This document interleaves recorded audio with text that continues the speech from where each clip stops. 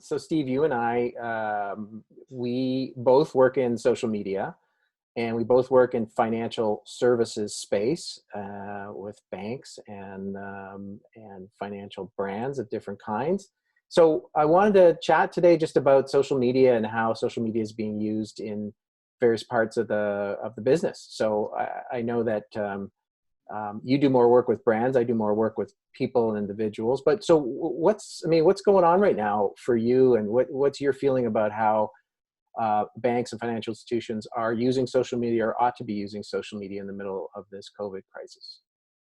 Well, Jay, I mean, the one thing that I've seen that you can't avoid from a financial services perspective is all of the banks that have been struggling in the US with the Paycheck Protection Program, the PPP. And obviously, from the bank side, that's hit, like a ton of bricks with no time to prepare for it. And so I think it's a rare exception, the bank that's been able to do that flawlessly. But it's really had the consequence of just sinking all of the customer service organizations. And so they're not able to respond not only on the PPP, but on other businesses as usual issues. And so you see that just flooding into social media. And so there's just a lot of negative sentiment. And I think that very few banks have been able to get out ahead of it. So that's what I've seen. That's sort of the circumstance. But interesting, Jay. I think that one bank that has really started to stand out is Bank of the West, and they've done that because of a single executive who's really put a personal face on it. So I think that starts to go to your to your role. What's your take? What are you seeing?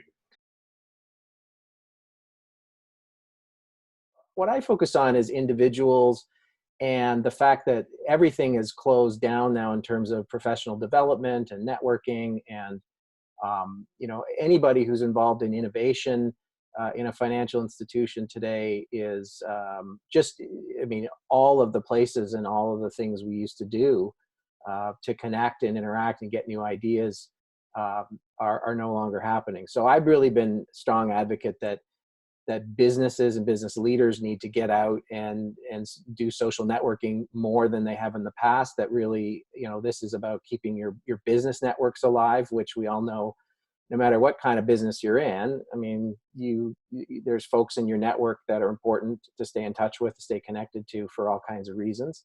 And so I've been seeing really an explosion of people in the financial services business, being out on social media, writing things, sharing things, engaging in conversations, incredible conversations. I don't know if you've seen the same. If you're on LinkedIn Yeah. these days, people post things. There's very engaging discussions and conversations, some quite substantive and interesting. So that's another trend that I'm seeing.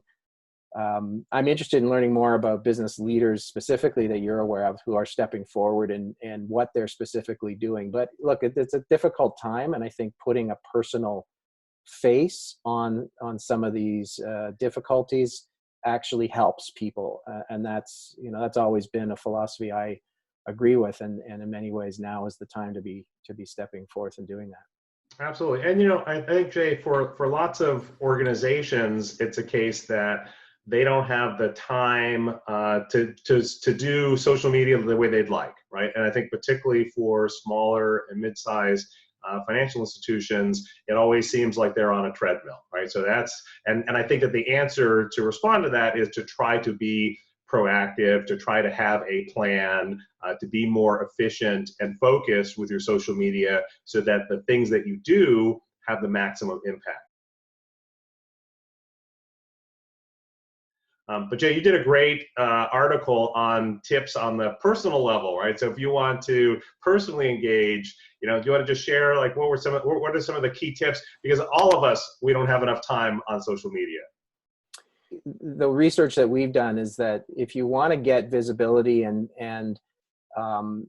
be more engaged in conversation, then the best way is just to do that, is not to worry so much. I mean, many people go out in that space and say, well, what am I going to share that gets people's attention? And the fact is that the way to get people's attention is to engage them directly, especially if they're sharing things. Like if people are in LinkedIn that are colleagues of yours or peers or even people you want to get to know better, professional relationships in the industry.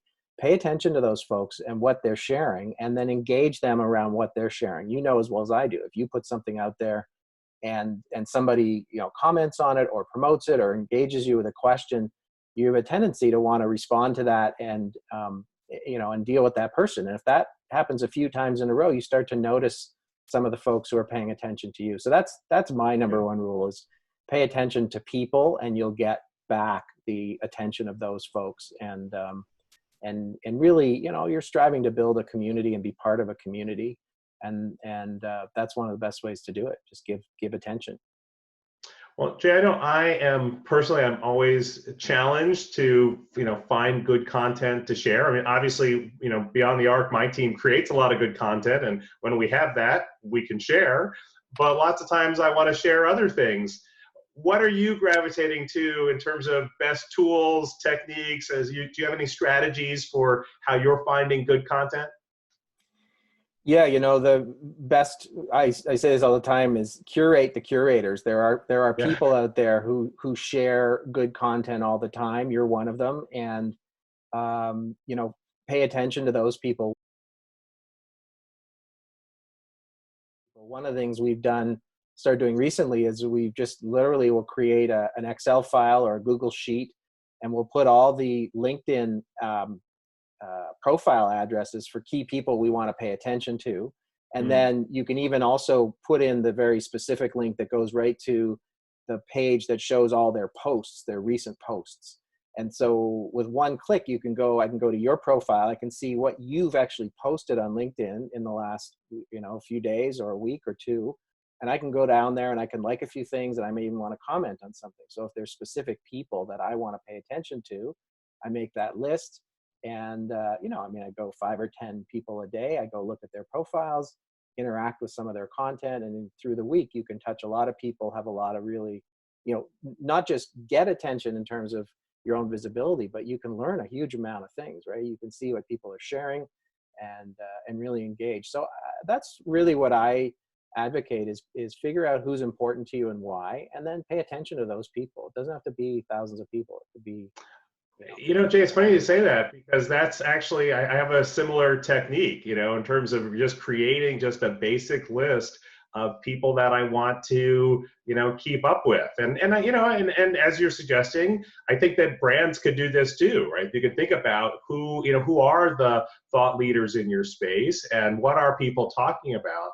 And even if you don't leverage that content directly, at least you know what topics are interesting, right? Yeah.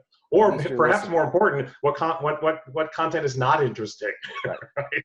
Right. No, I mean, you're right. I mean, everything we're describing, it's not limited to just individuals doing it, but there's something about, if you're a brand, I do think this is a really important strategy. I think there are 50 or 100 people in any given industry space that you should be listening to. Like, let's get rid of 100. Let's just say 50. Mm-hmm. There's 50 individuals out there sharing, interacting, having conversations. One, you should be listening to them. It's a great thing. You learn a lot. Two, I mean, if you want to interact, well, first of all, it's difficult on LinkedIn, as an example, to interact as that brand. You can't really have the same kind of conversations the way you can in Twitter or in some other platforms. But yeah, you should have a person in your organization who really is, one of the spokespeople. It doesn't have to be clearly doesn't have to be the CEO. It can be, but somebody whose role it is to engage on behalf of the organization as an ambassador of the organization, who's personable, who has a face. There's lots of roles. I think it makes sense to have a person who engages on behalf of the organization in those kinds of conversations, because people really respond well when there's a person on the other side of those comments.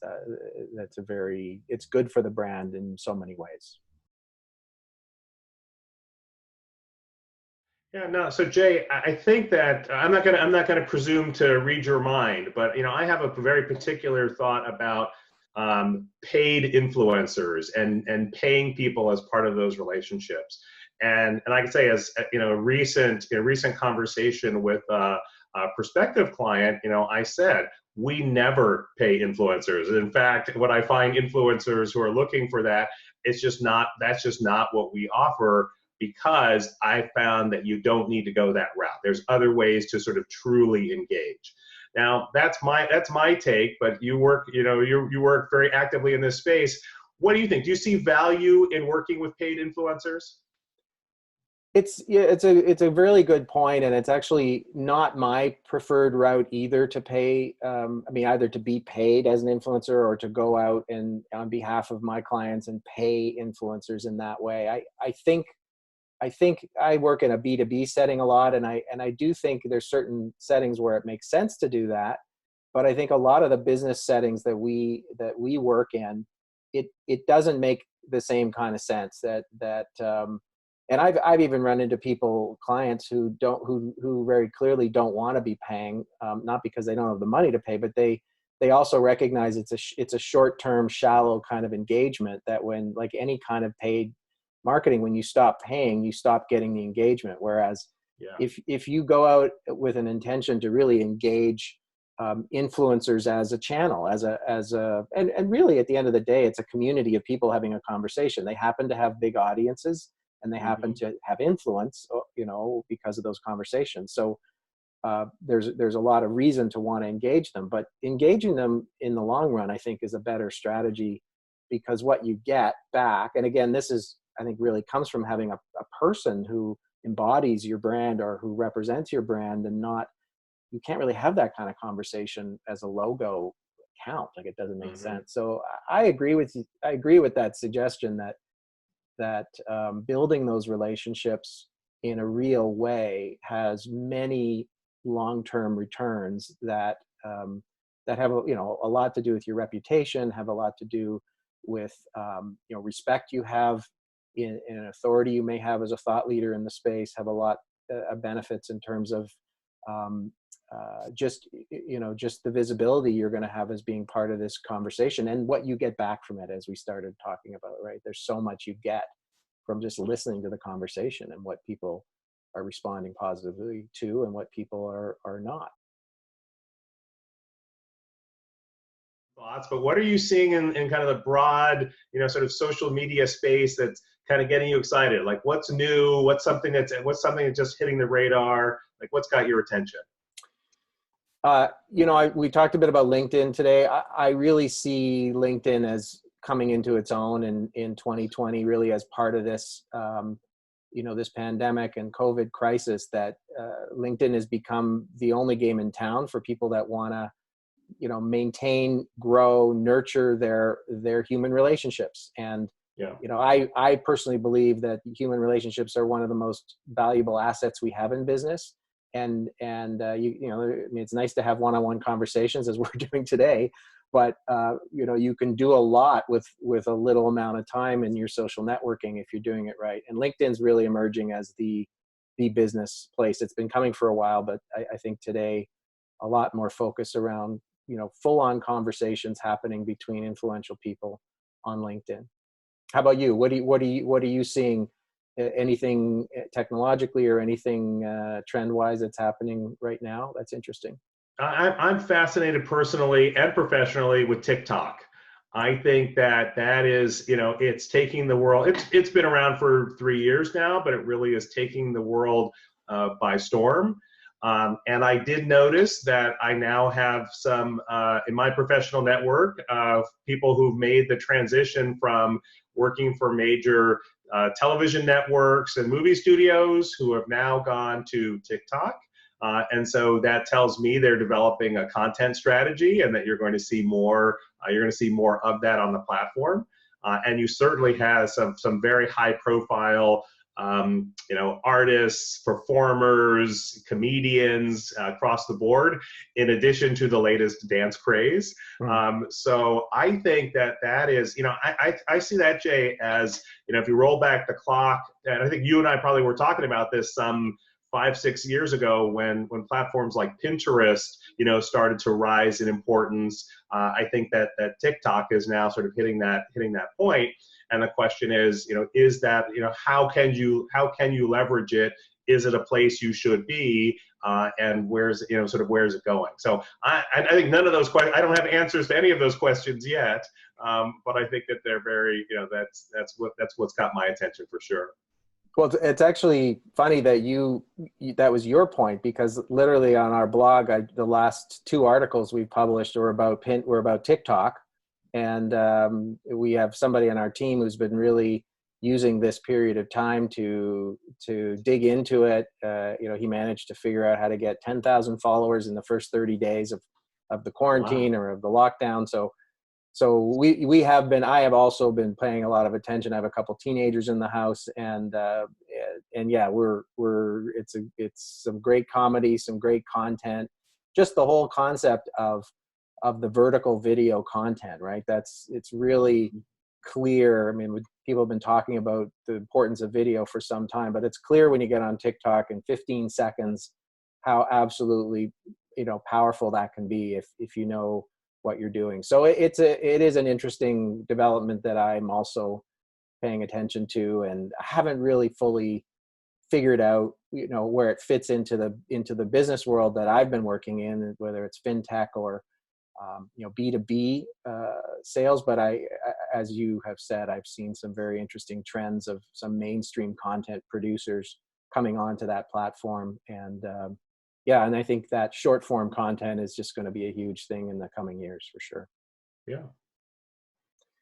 This has been great, Steve. We should do this regularly. We should, we should do it later in the day. Maybe have a cocktail with us. We should continue doing it. But it's been a pleasure chatting with you today, and I wish you well, and we'll be in touch really soon. Yeah, same here, Jay. Definitely great spending some time today. Excellent.